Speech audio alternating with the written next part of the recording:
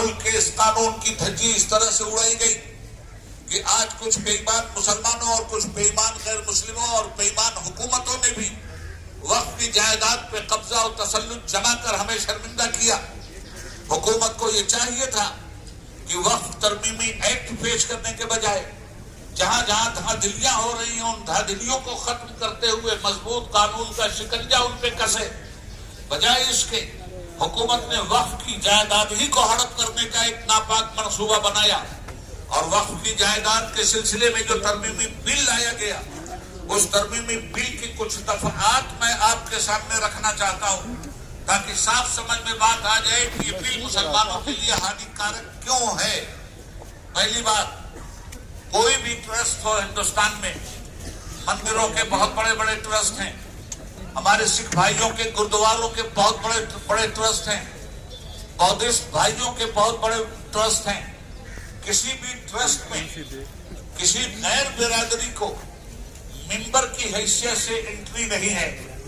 सिखों के ट्रस्ट में हिंदुओं की एंट्री नहीं, हिंदुओं के ट्रस्ट में मुसलमानों की एंट्री नहीं।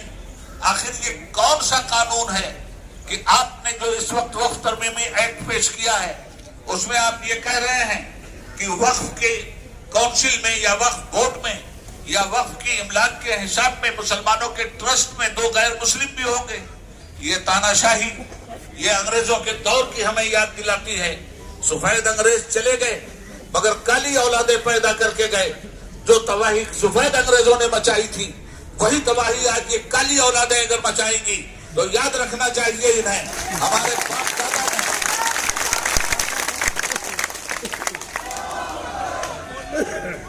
अल्लाह अकबर, अल्लाह अकबर, अल्लाह अकबर। याद रखना चाहिए इस बात को कि हिंदुस्तान में हम ताबेदार बनकर जीने के लिए तैयार नहीं थे। हम हिंदुस्तान के वफादार भी हैं और हकदार भी हैं। हिंदुस्तान किसी के बाप की जागीर नहीं है।